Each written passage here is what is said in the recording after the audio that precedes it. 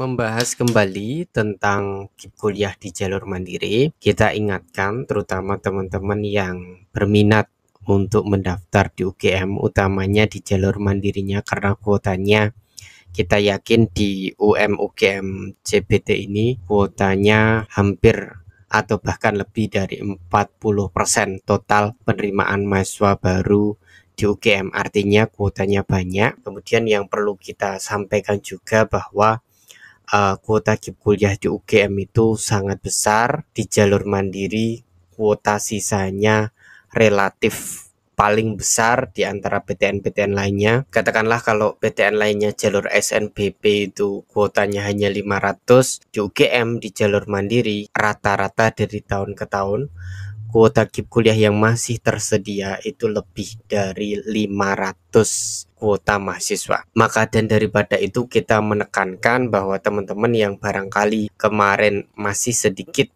kecewa dengan pengerjaan UTBK-nya, tetapi kalian ikut UTBK, silakan manfaatkan kesempatan pendaftaran UGM CBT sampai dengan 27 Mei. Biaya pendaftaran bayar, kita agak sedikit promosi katakanlah berkaitan dengan kuliah di UGM ini, karena memang kita yakin kuotanya masih banyak, dan ketika kalian bisa keterima di UGM CBT, kalian pelamar kuliah real, tidak jadi-jadian, insya Allah kalian merupakan orang-orang yang beruntung, karena bisa dikatakan seleksi kuliah di UGM relatif mudah. Ini bocoran yang perlu teman-teman ketahui. Pendaftaran sampai dengan 27 Mei, tinggal beberapa hari lagi. Saya tidak tahu ketika nanti ada perpanjangan, bisa jadi, tetapi ya kalau memang tidak ada ya udah berarti selesai 27 Mei. Itu artinya teman-teman yang nggak mendaftar ya tentu nanti bisa rugi sendiri. Di samping UGM CBT, UGM juga masih menyediakan kuota kuliah di jalur ujian masuk penelusuran bibit unggul atau UGM PBU, yang dimana ada yang secara khusus ditujukan untuk pelamar kuliah, yakni PBUTM, penelusuran bibit unggul tidak mampu, kemudian ada penelusuran bibit unggul berprestasi, kemudian ada penelusuran bibit unggul wilayah afirmasi, dan 3T. Teman-teman mau daftar di mana saja, atau mungkin punya analisa bahwa peluang kalian keterimanya lebih besar di mana, terserah. Tapi memang secara spesifik kalau kita bicara kuliah itu di penelusuran bibit unggul tidak mampu, tentu ada kredit poinnya, yang kategori tidak mampu dikumpulkan sendiri. Kalau kalian lebih unggul dari yang lain, tentu kalian punya peluang keterima lebih besar. Sedangkan kalau penelusuran bibit unggul berprestasi ini kan semua, baik itu pelamar kuliah maupun tidak, bersaing untuk memperebutkan kuota dari jalur ini. Sedangkan di penelusuran bibit unggul wilayah 3T dan afirmasi juga demikian. Jadi kalau yang afirmasi dan 3T ini arahnya ke beasiswa adik, kalau PBUTM ini arahnya ke beasiswa kuliah, sedangkan yang PBU berprestasi ini ya kalau teman-teman pelamar kuliah ternyata milihnya di jalur ini karena kuotanya lebih banyak, ya kalian tetap punya peluang dapat kuliah ketika nanti ada penawaran beasiswa kuliah di websitenya masing-masing mahasiswa. Nah, kita akan bahas PBUTM aja. Kenapa kita bahas PBUTM? Karena ini clear jurusan yang ditujukan untuk pelamar kuliah, dan tentu ada keistimewaannya. Keistimewaannya apa? Kita coba baca dari websitenya. Penelusuran bibit unggul tidak mampu 2024. Apa sih jalur ini? Ini adalah jalur yang memang disediakan untuk calon peserta dengan kemampuan akademik tinggi tapi punya kendala di bidang ekonomi. Jadi jalur penelusuran bibit unggul ini dikhususkan untuk lulusan 2024. Jadi di sini disebutkan syarat umumnya sedang menempuh kelas akhir SMA, MA, SMK sederajat atau pakai C, umur maksimal 25 tahun per 1 Juli, punya prestasi akademik baik dan konsisten, dan punya surat keterangan sedang menempuh kelas 12 atau surat keterangan lulus. Tentu teman-teman harusnya sudah punya SKL gitu ya. Kemudian kalau kita bicara syarat khusus, ya Yang penting kalian pelamar KIP kuliah lah. Ketika kalian pelamar KIP kuliah, maka kalian boleh mendaftar ini dengan catatan pendidikan tertinggi orang tua wali itu S1 atau D4, kemudian telah lulus pada tahun berjalan. Di sini ada kriteria juga, nilai pengetahuan dalam rapot harus tuntas untuk semua mata pelajaran pada semester 1 sampai 5 atau semester 1 sampai dengan 7 bagi SMK program 4 tahun lulus KKM ya.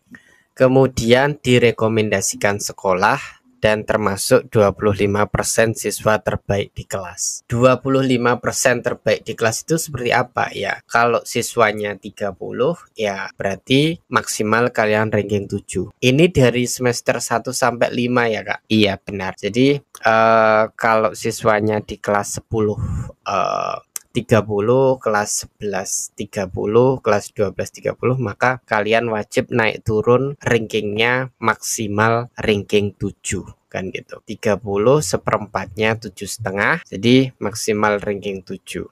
Ketika sekali tidak masuk ya berarti tidak punya kesempatan atau peluangnya untuk keterima di jalur ini akan kecil.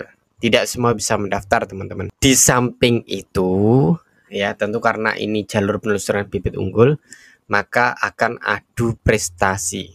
Nah, di sini disebutkan memiliki sertifikat juara tingkat provinsi, nasional, internasional, dan atau kejuaraan yang diselenggarakan oleh UGM dibuktikan dengan sertifikat piagam. Juara ya, juara itu 1, 2, 3, bukan finalis gitu ya.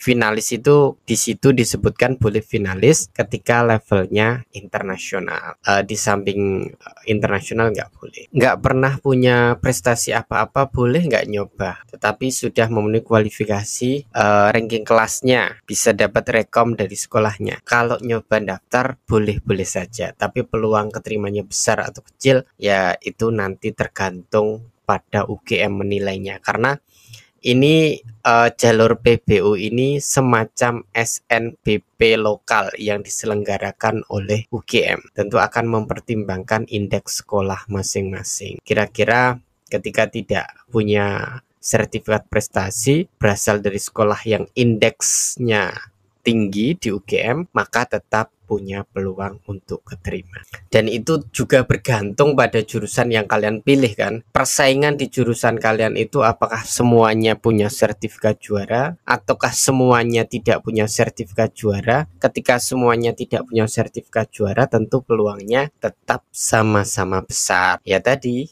bergantung indeks sekolah kalian di UGM dianggap tinggi atau rendah kan gitu. Kemudian prosedur pendaftarannya, membuat akun, kemudian mengisi formulir, mengisi data dan lain sebagainya, dan bayar. Cuman PBUTM UGM bayarnya cuman 25.000, artinya sangat murah sekali. Setelah menyelesaikan pembayaran tentu bisa cetak bukti ya. Lalu dokumennya apa yang diupload? Rapot ya, rapot, kemudian surat rekomendasi kepala sekolah bisa dicek di websitenya UGM, ini ada formatnya, tinggal melengkapi. Sertifikat ya, maksimal 3 sertifikat juara terbaik yang dimiliki dan kalau bisa yang relevan dengan jurusan yang diambil. Kemudian surat keterangan penghasilan kedua orang tua, ini ada formatnya, silahkan di-download. Lalu kartu keluarga, kemudian KIP atau bukti pendaftaran KIP kuliah yang bisa kalian download di websitenya KIP kuliah, itu formulir pendaftaran dan kartu pendaftaran KIP kuliah itu ini bisa dibentuk PDF atau bisa kartu lain ya, bisa KKS, bisa PKH atau kartu sejenis yang dikeluarkan oleh pemerintah yang di sini disebutkan bukan surat keterangan tidak mampu, nanti diupload. Nah, ini yang penting. Jadi pendaftaran sampai dengan 12 Juni saat ini sudah dibuka, kemudian pengumuman 9 Juli. Pendaftarannya ditutup 1 hari sebelum pengumuman SNBT. Ya, silahkan teman-teman yang punya prestasi bisa mencoba. Jalur mandiri relatif persaingannya akan lebih longgar harusnya, karena teman-teman yang sudah pintar sudah banyak yang keterima. Tadi yang perlu kita ingatkan bahwa kuota KIP kuliah jalur mandiri di UGM adalah yang paling banyak di antara PTN-PTN lainnya. Silahkan dicermati, direnungkan, dan silahkan mendaftar jika memenuhi kualifikasi.